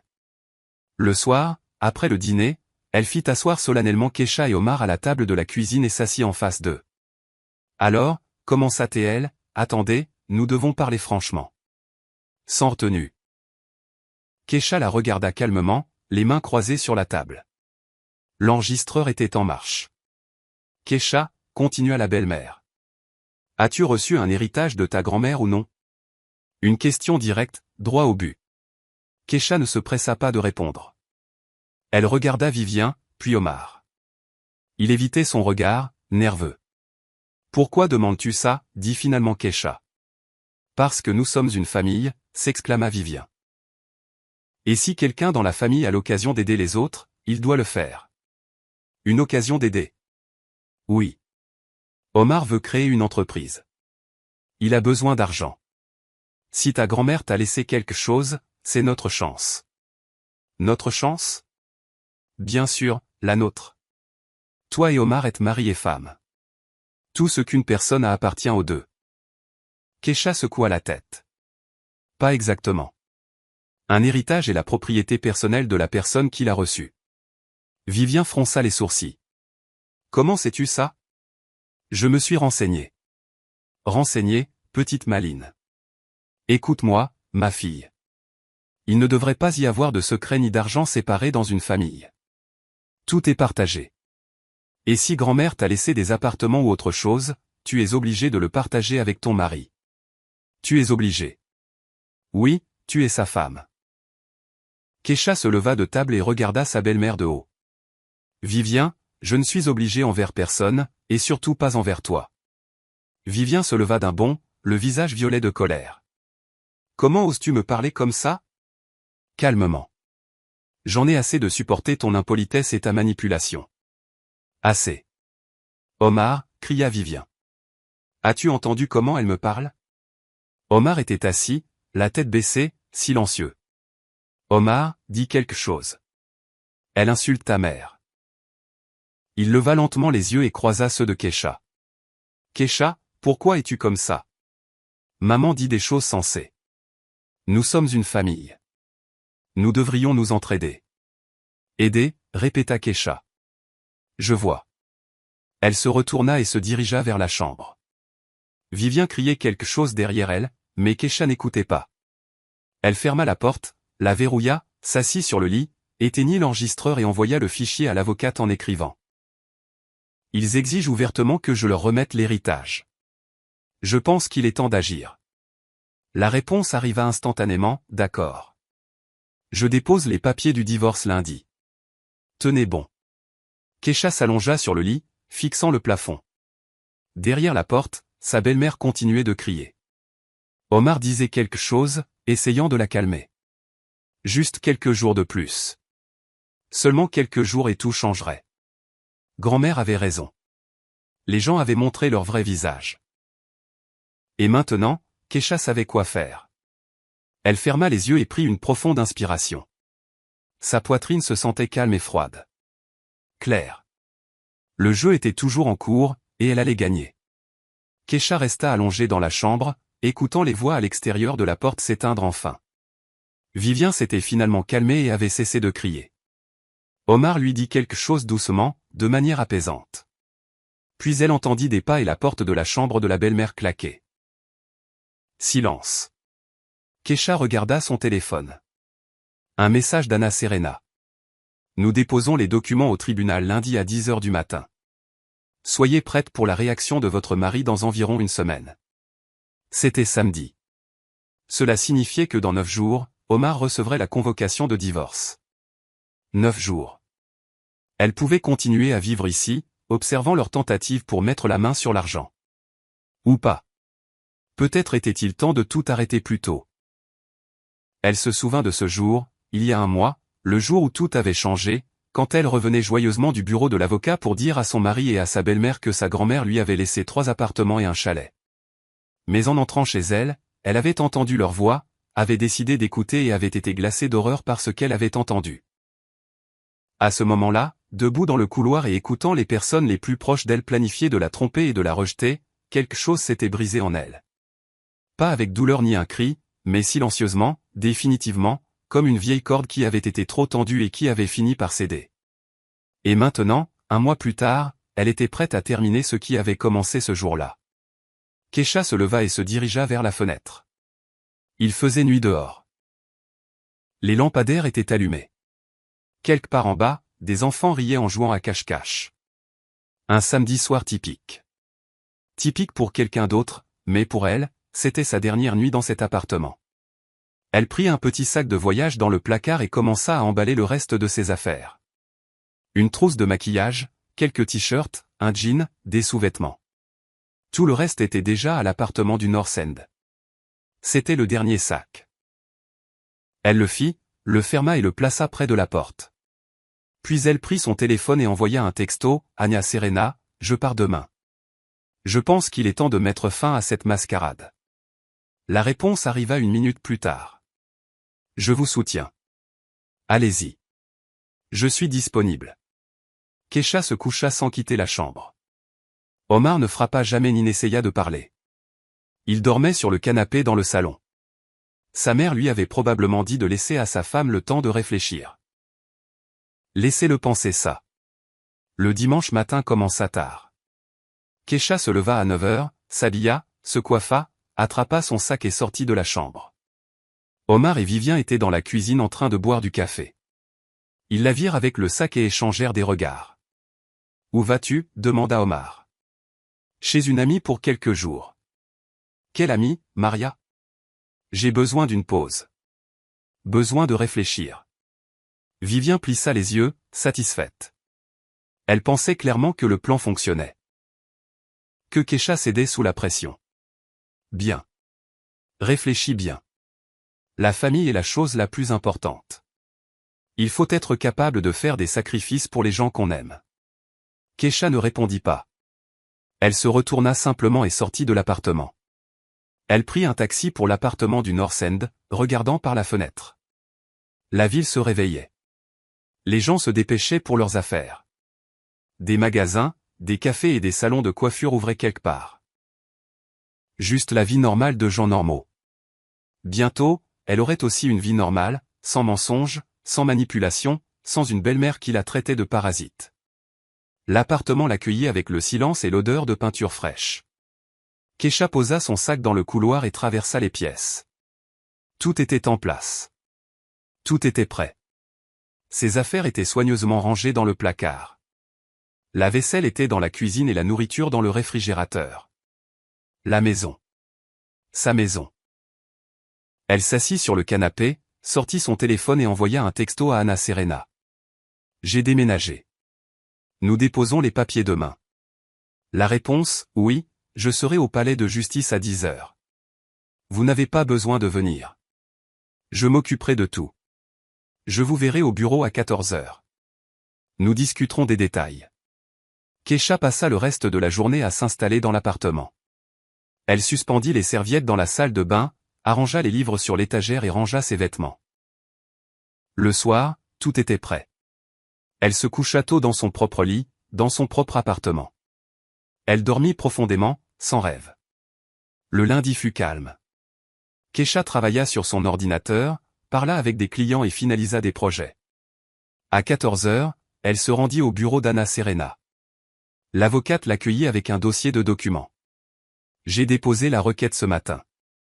La date d'audience est fixée au 23 juillet, dans 3 semaines. Votre mari recevra la convocation cette semaine, très probablement jeudi ou vendredi. D'accord. Il appellera et essaiera de me rencontrer. Que dois-je faire ? » Keisha réfléchit un instant. « Je ne répondrai pas au téléphone. Tout ce que j'avais à dire, je le dirai au tribunal. Une sage décision, mais soyez prête à ce qu'il essaie de venir chez vous. Connaît-il l'adresse de l'appartement du North End ? Non, je ne l'ai dit à personne. Excellent. Cela signifie qu'il lui sera difficile de vous trouver. Gardez cependant votre téléphone allumé. Si quelque chose se passe, appelez-moi immédiatement. Elles discutèrent des détails de l'audience à venir, des questions possibles et des arguments. Anna Serena était confiante dans leur succès. Vous n'avez pas de biens acquis en commun, pas d'enfants, pas de dettes communes. Le divorce sera une formalité. La seule chose que votre mari pourrait essayer de faire, c'est de faire traîner la procédure en demandant une réconciliation. Mais il est peu probable que le juge accepte, étant donné les circonstances. Kesha rentra chez elle et continua à travailler. Son téléphone était silencieux. Omar n'avait ni appelé ni envoyé de texto. Il pensait probablement encore qu'elle était chez ses amis en train de réfléchir à leur avenir. 3 jours passèrent. Mercredi, jeudi, silence. Le vendredi, vers 11h du matin, son téléphone fut inondé d'appels. Omar, 1, 2, 3, 5, 10 fois. Kesha ne répondit pas. Puis vinrent les textos. Kesha, décroche le téléphone d'urgence. Ça doit être une erreur. J'ai reçu une convocation du tribunal. As-tu demandé le divorce? Réponds-moi. Kesha lut les messages calmement, sans répondre. Elle bloqua le numéro d'Omar. Puis elle bloqua le numéro de Vivien, qui commença aussi à appeler. À 16h, Anna Serena appela. Votre mari est venu à mon bureau pour demander des explications. Il criait et menaçait. J'ai dû appeler la sécurité. Menace verbale. Il a dit qu'il n'accepterait pas le divorce, que vous le regretteriez et qu'il trouverait un moyen d'obtenir ce qui lui revient. Tout est enregistré sur les caméras de mon bureau. S'il continue, nous déposerons une plainte pour harcèlement. Bien. Est-il venu chez vous? Non, il ne sait pas où je suis. Excellent. Tenez bon. Plus que 2 semaines et demie avant l'audience. Ce soir-là, Kesha était assise sur son balcon avec une tasse de thé, regardant le coucher de soleil. Son téléphone était posé à côté d'elle, éteint. Silence. Paix. Quelque part dans cet appartement en location, Omar et Vivien paniquaient probablement, essayant de comprendre ce qui s'était passé, comment Kesha l'avait découvert, pourquoi elle avait demandé le divorce et où elle était maintenant. Laissez-les deviner. Une semaine passa. Kesha travaillait, rencontrait des clients et se promenait en ville. Elle vivait la vie normale qu'elle n'avait pas vécue depuis 9 ans. Personne ne contrôlait où elle était, avec qui elle était ou quand elle rentrait à la maison. Personne n'était impoli, ne la pressait ou ne la manipulait. La liberté s'est avérée être silencieuse, pas bruyante, pas éblouissante, juste une certitude tranquille et calme qu'elle s'appartenait. Omar continuait d'essayer de la joindre depuis différents numéros. Kesha bloquait chaque nouveau numéro. Puis il commença à lui envoyer des emails et des messages sur les réseaux sociaux. Elle ne les lisait pas. Elle les supprimait immédiatement. 3 jours avant la date du tribunal, un message d'Anna Serena arriva. Votre conjoint a déposé une contre-requête en réconciliation. Le tribunal l'a rejetée. L'audience se déroulera comme prévu. Kesha se sentit soulagée. Tout serait bientôt terminé. Le 23 juillet était une journée chaude. Kesha se réveilla tôt, vêtue d'un pantalon noir élégant et d'une chemise blanche, attacha ses cheveux en une queue de cheval et se maquilla légèrement. Elle avait l'air calme et confiante. Le tribunal commençait à 11h. Elle arriva 20 minutes en avance et rencontra Anna Serena dans le hall. Prête? Oui. Il est déjà là avec sa mère. Ils sont assis dans le couloir à attendre. Je vois. Ne leur parlez pas avant l'audience. S'ils essaient de vous approcher, passez sans vous arrêter. Elles montèrent au 3e étage et parcoururent le couloir. Omar était assis sur un banc, voûté. À côté de lui, Vivien était tendu et en colère. Ils virent Kesha et se levèrent d'un bond. Omar fit un pas vers elle. Kesha, nous devons parler. Kesha passa devant lui, sans le regarder. Anna Serena lui barra le chemin, n'approchez pas ma cliente. Je suis son mari. Vous êtes le défendeur dans une affaire de divorce. Toutes les questions seront abordées dans la salle d'audience. Elles entrèrent dans la salle d'audience. Kesha s'assit à côté de l'avocate, les mains croisées sur ses genoux, respirant régulièrement et calmement. 1 minute plus tard, Omar et sa mère entrèrent et s'assirent de l'autre côté. Omar regarda Kesha d'un air suppliant. Vivien la regarda avec haine. La juge, une femme âgée aux cheveux gris et au visage sévère, entra. Tout le monde se leva, puis s'assit. L'audience commença. La juge lut la requête et demanda à Kesha si elle confirmait son intention de dissoudre le mariage. Oui, je confirme. Les motifs, différents irréconciliables. Le mariage a fondamentalement cessé d'exister. La juge se tourna vers Omar. Le défendeur est-il d'accord pour la dissolution du mariage? Omar se tut. Vivien le poussa du coude. Non, je ne suis pas d'accord, s'étrangla-t-il. Je veux sauver ma famille. Je demande un délai de réconciliation. La juge regarda les documents. La demande de réconciliation a déjà été rejetée. Il n'y a pas de motif pour un nouvel examen, défendeur. Avez-vous des revendications concernant le partage des biens? Oui, interrompit Vivien. Ma belle-fille a un héritage, 3 appartements. Ils doivent être partagés. La juge fronça les sourcils. Qui êtes-vous? Je suis la mère du défendeur. Vous n'êtes pas partie à cette affaire. Veuillez garder le silence ou quitter la salle d'audience. Vivien pinça les lèvres mais se tut. La juge se retourna vers Omar. Je répète la question. Avez-vous des revendications concernant le partage des biens? Omar regarda Kesha puis la juge. Oui. Ma femme a reçu un héritage pendant le mariage. Je crois que j'ai droit à la moitié. Anna Serena se leva. Votre honneur, conformément à l'article 36 du Code de la famille, les biens reçus par un conjoint par héritage sont sa propriété distincte et ne sont pas soumis au partage. Je présente des documents confirmant que les biens immobiliers ont été reçus par ma cliente par testament. Elle tendit le dossier à la juge. La juge examina les documents et hocha la tête. Les revendications du défendeur sont infondées. L'héritage n'est pas un bien matrimonial. Omar pâlit. Mais ce n'est pas juste. Je suis son mari. La loi ne prévoit pas le partage d'un héritage entre époux, déclara sèchement la juge. Les parties ont-elles d'autres revendications, des biens matrimoniaux, des dettes ou des prêts? Anna Serena secoua la tête. Non, les parties vivaient dans un logement en location, n'ont pas acquis de biens communs, n'ont pas d'enfants et n'ont aucune obligation financière l'une envers l'autre. Défendeur, confirmez-vous cela? Omar était assis, la tête baissée. Il hocha la tête. La juge prit une note dans les documents. Compte tenu de l'absence de litige sur les biens, d'enfants et de la reconnaissance mutuelle de l'impossibilité de sauver le mariage, le tribunal prononce un jugement de dissolution de mariage. Le jugement deviendra définitif un mois à compter de la date d'émission. Audience levée. Elle frappa le marteau.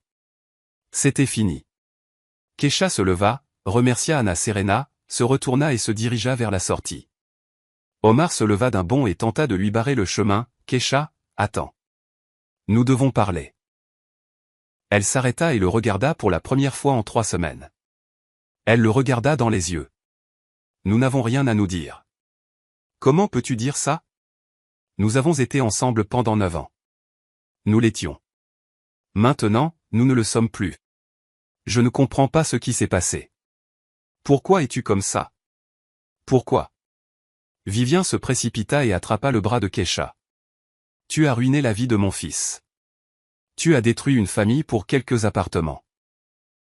Kesha retira vivement son bras. Ne me touche pas, pour qui te prends-tu? Tu te crois quelqu'un maintenant que tu as de l'argent? Vivien, écarte-toi. La belle-mère ne recula pas. Elle s'approcha, levant la main, essayant de la gifler. Kesha attrapa son poignet, arrêtant le coup à 1 pouce de son visage, et serra fort. Ça fait mal. Si tu me touches, je dépose une plainte à la police. J'ai des témoins et j'ai des enregistrements de vos conversations où vous planifiez de m'escroquer. Et c'est juste. Vivien retira sa main et recula, les yeux pleins de haine. Quels enregistrements? De quoi parles-tu? Kesha sortit son téléphone, ouvrit le dossier avec les fichiers audio et trouva le tout premier. Elle appuya sur Play. La voix de Vivien sortit du haut-parleur. Sa vieille est morte il y a 4 mois. J'ai vérifié les registres par l'intermédiaire de Lisa au bureau de l'état civil. Elle possédait 3 appartements, 3, plus ce terrain avec le chalet. Kesha arrêta la lecture et regarda le visage blanc de sa belle-mère et l'expression déconcertée de son mari. J'ai tout entendu ce jour-là, quand vous pensiez que je n'étais pas à la maison il y a un mois. Vous avez discuté de la façon dont vous alliez me tromper, me forcer à vendre les appartements, investir l'argent dans vos entreprises, puis divorcer de moi une fois l'argent dépensé. Omar ouvrit la bouche, la referma et ne trouva rien à dire. Vivien tenta de sauver la situation. Ce n'est pas ce que tu penses. Nous discutions juste d'options. Des options pour me tromper, des options pour m'exploiter. J'ai entendu chaque mot et je l'ai enregistré. J'ai 23 fichiers audio de vos conversations. Ils ont tous été donnés à mon avocate. Ils peuvent tous être utilisés au tribunal si vous essayez quoi que ce soit d'autre. La belle-mère se tut, réalisant qu'elle avait perdu. Omar s'avança, tendant les mains. Kesha, je suis désolé. J'ai été un idiot. Maman m'a convaincu. Je ne réfléchissais pas. S'il te plaît, pardonne-moi. Recommençons. Kesha secoua la tête. Si tu m'aimais, tu n'aurais pas accepté le plan de ta mère. Tu as accepté de me tromper et de me larguer pour de l'argent. Ce n'est pas de l'amour, Omar. C'est du calcul. Non, je t'aime. Vraiment. Tu t'aimes toi-même et ta mère. Je ne suis même pas en 3e position sur cette liste. Je changerai. Je le promets. Ne te donne pas cette peine. Ça ne m'intéresse pas, Kesha le contourna et se dirigea vers la sortie. Omar se précipita derrière elle. Attends, où vas-tu maintenant? Où habites-tu? Retrouvons-nous et parlons comme des adultes. Elle s'arrêta à la porte et se retourna. J'ai déjà demandé le divorce. Le tribunal a rendu son jugement. Dans un mois, nous serons officiellement divorcés. Il n'y a plus rien à discuter. Mais tu as 2 semaines pour quitter l'appartement en location. Le bail est à mon nom. Si vous ne partez pas, je résilierai le bail et le propriétaire vous expulsera tous les deux. Omar se figea. Tu es sérieuse? Tu me mets à la porte? Je vous mets tous les deux à la porte. C'est mon appartement. Je l'ai loué. Je le paie. Je ne paierai plus. Mais ma mère et moi, nous n'avons nulle part où aller. Ce sont vos problèmes. Vivien travaille. Tu travailles. Louez quelque chose pour vous. Ensemble ou séparément. Je m'en fiche. Vivien s'avança, le visage déformé par la rage. Tu le regretteras. Omar trouvera un moyen de te poursuivre en justice pour ces appartements. Nous engagerons un avocat. Engagez-en un. La loi est de mon côté et j'ai une excellente avocate qui l'a prouvé au tribunal aujourd'hui. Bonne chance à vous deux. Kesha sortit du palais de justice. Anna Serena la rattrapa dans la rue. Excellent travail. Vous avez été brillante. Merci. Et maintenant? Dans un mois, vous recevrez le certificat de dissolution de mariage. Tout sera officiellement terminé. D'ici là, vivez paisiblement. Si votre ex-mari ou sa mère vous dérange, appelez-moi. Nous déposerons une plainte pour harcèlement. Elles se dirent au revoir. Kesha héla un taxi, se dirigea vers chez elle et regarda par la fenêtre la ville qui défilait, ressentant un étrange sentiment de calme. Pas de joie ni de triomphe, juste la paix. 2 semaines passèrent. Omar quitta l'appartement en location. Kesha s'y rendit le dernier jour et récupéra le reste de ses affaires. L'appartement était vide, étranger, comme si elle n'y avait jamais vécu. Elle expliqua à la propriétaire qu'elle divorçait et ne louerait plus. La propriétaire fut compréhensive et lui rendit la caution. Kesha se tenait dans le salon vide, regardant les murs nus. 9 ans, elle avait vécu ici. 9 ans, elle avait considéré cet endroit comme sa maison. Mais ce n'était qu'un appartement en location, un refuge temporaire. Sa vraie maison l'attendait dans un autre quartier, dans l'appartement que sa grand-mère lui avait laissé. Elle ferma la porte, remit les clés à la propriétaire et partit, pour ne plus jamais revenir. 1 mois plus tard, le certificat de dissolution de mariage arriva. Un document officiel confirmant que Kesha Von et Omar Ignacio Osorn n'étaient plus époux. Kesha mit le certificat dans le dossier avec les autres documents, le verrouilla dans le coffre-fort et ferma ce chapitre. La vie continua. Elle trouva un emploi dans un grand studio de design graphique, le même qui lui avait offert le poste de directrice de création 3 ans auparavant. Le poste était pris, mais ils l'embauchèrent comme designer principal. Bon salaire, projets intéressants et une équipe agréable. Elle loua 2 des appartements hérités, trouva des locataires respectables et officialisa tout. Les revenus locatifs couvraient toutes ses dépenses, avec un peu de reste. Elle décida de garder le terrain du chalet pour elle. Cet été-là, elle s'y rendit et commença à le ranger. Une petite maison, une cour envahie par la végétation, un vieux belvédère. Grand-mère avait planté elle-même les pommiers, les cerisiers et les groseilliers. Kecha engagea un jardinier et lui demanda de nettoyer le terrain. À la fin de l'été, le terrain du chalet était transformé, devenant un endroit où elle pouvait aller le week-end pour échapper à l'agitation de la ville. Omar tenta de la contacter plusieurs fois, appelant depuis de nouveaux numéros et envoyant des messages sur les réseaux sociaux. Kecha ne répondit pas. Elle les bloqua. Puis, il cessa d'essayer. Elle apprit par des connaissances communes qu'il louait une chambre dans un hôtel bon marché et travaillait sur le même chantier de construction. Vivien avait fermé son salon de coiffure, dettes, prêts et problèmes fiscaux. Elle travaillait maintenant comme coiffeuse de base dans le salon de quelqu'un d'autre pour le salaire minimum. Kecha ne ressentit ni joie ni schadenfreude à cette nouvelle. Elle en prit simplement acte. Il ne faisait plus partie de sa vie. Cet automne-là, elle retrouva Maria, sa vieille amie, qu'elle n'avait pas vue depuis plusieurs années. Elles s'assirent dans un café, burent un café et parlèrent de la vie. « Tu as changé » dit Maria en regardant attentivement Kecha. « Tu es différente, d'une certaine manière. »« En quoi ?»« Plus confiante, plus calme.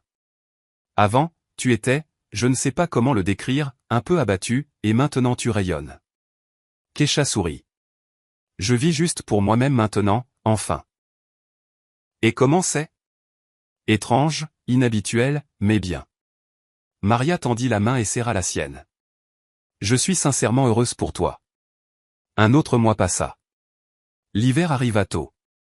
La neige tomba début novembre. Kecha se tenait sur le balcon de son appartement, enveloppée dans une couverture, regardant la ville blanche en contrebas. Se sentait-elle heureuse ? C'était une question difficile. Le bonheur, c'est quand tout est parfait. Quand on a un être cher à ses côtés. Quand les projets d'avenir sont brillants et joyeux. Elle n'avait pas d'être cher. Ses projets étaient simples et ordinaires. Travail, appartement et le chalet. Rien de grandiose. Mais elle se sentait libre. C'était plus important que le bonheur. La liberté de choisir où aller, quoi faire et à qui parler. La liberté de se réveiller le matin et de ne pas penser à qui elle devait plaire aujourd'hui.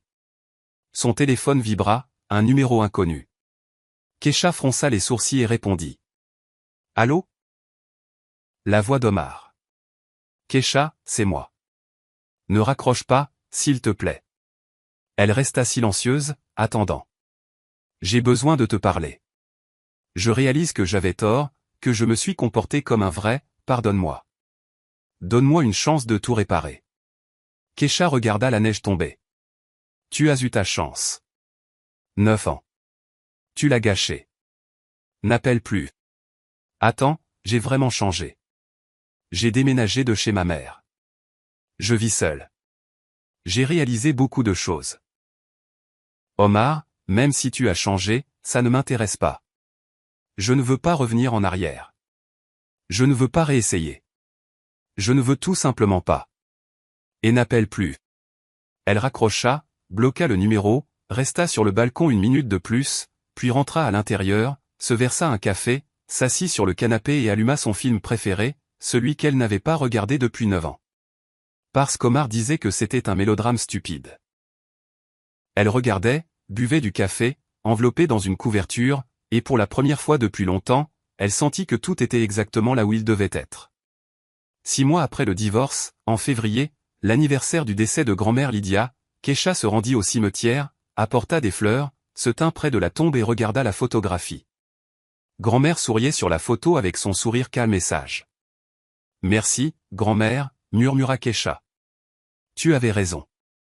Raison sur tout. » Le vent agita les branches des arbres, faisant tomber la neige sur le sol. Calme, paisible. Kecha resta un instant de plus, puis se retourna et se dirigea vers la sortie. La vie continuait, sa vie, et c'était ce qui comptait le plus. Ce soir-là, elle était assise dans son appartement à travailler sur un nouveau projet. Le café était sur le bureau. Un carnet de croquis était à proximité. Une musique douce jouait. La pluie frappait à la fenêtre. Mars était imprévisible. Neige un instant, puis le suivant. Keisha se pencha en arrière dans sa chaise, s'étira et regarda l'horloge. 21h30, la journée de travail était terminée. Elle ferma son ordinateur portable, se versa un autre café, se dirigea vers la fenêtre et regarda la ville. Des lumières aux fenêtres, des voitures sur les routes, des gens se dépêchant pour leurs affaires. Quelque part là-bas, dans cette ville, vivait Omar. Ailleurs, sa mère vivait. Ils construisaient leur vie, résolvaient leurs problèmes sans elle, et elle sans eux. C'était juste. Keisha se souvint des mots de la lettre de sa grand-mère. Ce n'est pas seulement de l'immobilier, Keisha? C'est ta liberté. Il y a un mois, elle n'avait pas entièrement compris ces mots.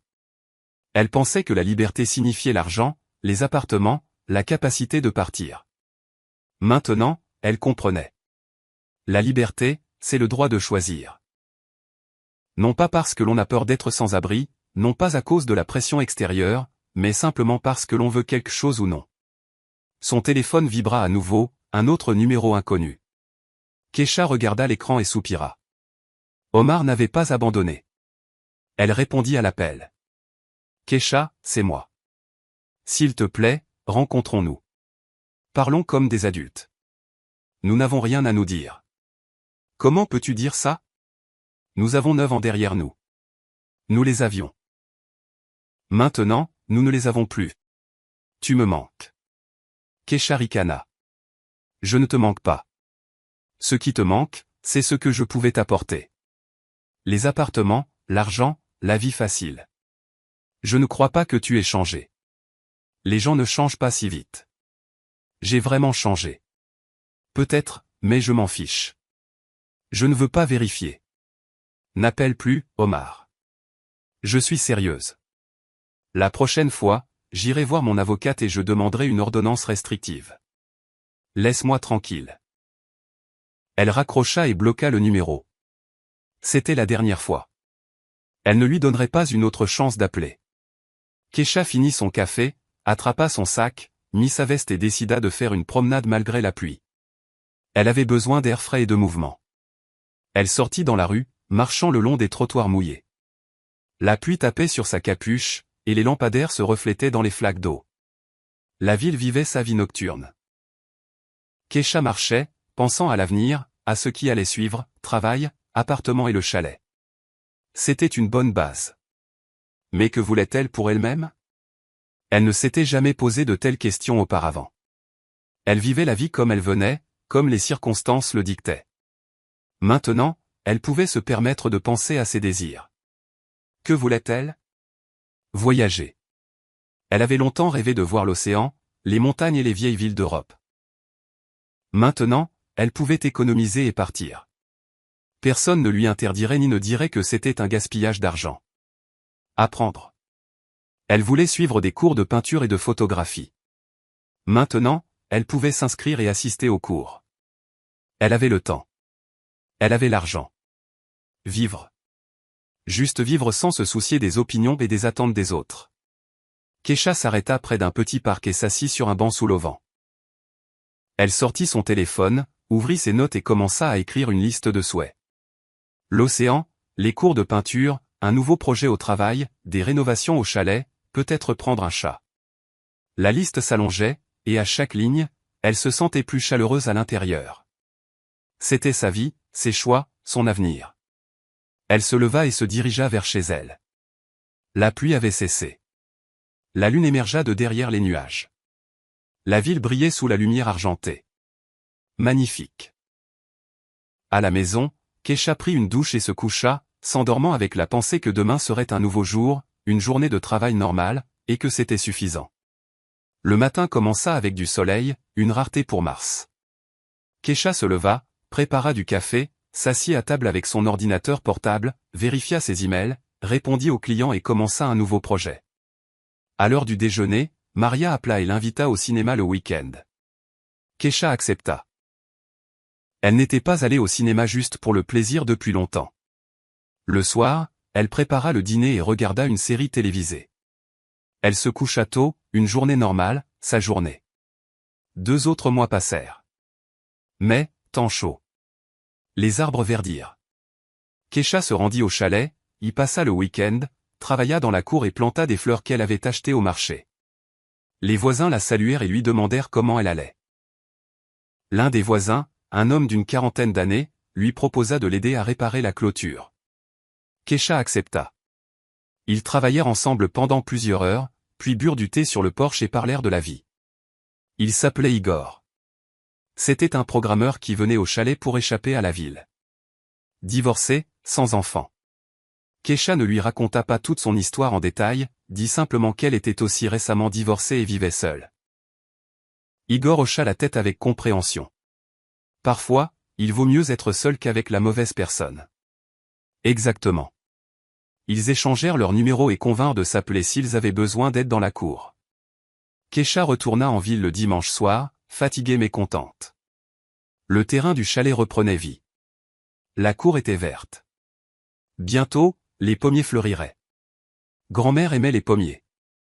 Elle disait que leur floraison était la plus belle période de l'année. Kesha mit un rappel sur son téléphone. Allez au chalet fin mai quand les arbres fleuriront. Le voir, le photographier, pour grand-mère, pour moi. La vie continua tranquillement, calmement, sans drame ni bouleversement.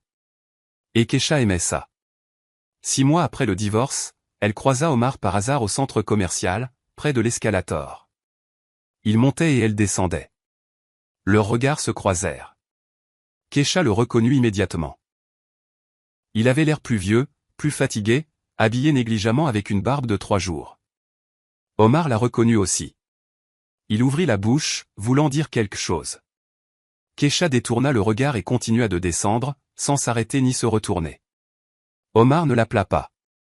Il la regarda simplement partir. Elle quitta le centre commercial et monta dans sa voiture. Oui, elle avait acheté une voiture il y a 1 mois, une petite d'occasion, mais la sienne, pratique pour aller au travail et au chalet. Elle démarra le moteur, s'engagea sur la route, alluma la musique et baissa la vitre. Le vent chaud de l'été s'engouffra dans la voiture. La rencontre avec Omar ne provoqua aucune émotion, ni douleur, ni colère, ni regret. Elle avait simplement rencontré une connaissance du passé. Le passé restait là où il devait être, derrière elle. Kesha rentra chez elle en pensant à ses projets pour la soirée. Elle devait terminer un projet client. Ensuite, elle pourrait lire le livre qu'elle avait mis de côté depuis longtemps. Des projets simples, ces projets. Et c'était merveilleux. 1 an après le divorce, Kesha marqua l'anniversaire tranquillement, sans fanfare. Elle s'acheta un gâteau et s'assit sur le balcon avec une tasse de café. Il y a 1 an, elle se tenait au tribunal et écoutait le juge prononcer le jugement de divorce. Alors, elle se sentait vide et froide à l'intérieur. Maintenant, elle se sentait calme et chaleureuse. La vie s'était stabilisée et avait trouvé son rythme. Le travail apportait satisfaction et revenus. Les appartements étaient loués de manière fiable. Le terrain du chalet était devenu son lieu de détente préféré. Igor, le voisin du chalet, était devenu un bon ami. Ils s'appelaient, travaillaient parfois ensemble sur leur terrain et buvaient du thé sur le porche. Rien de romantique, juste de l'amitié. Kesha ne cherchait pas de relation. Elle n'en voulait pas encore. Peut-être un jour, plus tard, peut-être pas. Peu importait. L'important, c'est qu'elle ne dépendait plus de personne. N'attendait plus de permission, d'approbation ou d'instruction. Elle vivait la vie comme elle le voulait, pour elle-même. Grand-mère savait ce qu'elle faisait quand elle économisait pour ses appartements. Elle savait qu'un jour, sa petite fille aurait besoin d'une base, d'un fondement qui ne la laisserait pas se briser sous la pression extérieure. Kesha leva sa tasse de café et regarda le ciel. Merci, grand-mère, pour tout. Le vent emporta ces mots. Quelque part là-haut, grand-mère Lydia a dû entendre et sourire de son sourire calme et sage. Tout s'était déroulé exactement comme elle l'avait voulu. Sa petite fille était libre, et c'était le plus important. Avez-vous aimé mon histoire? Si vous avez écouté jusqu'à la fin, mettez un 1 dans les commentaires.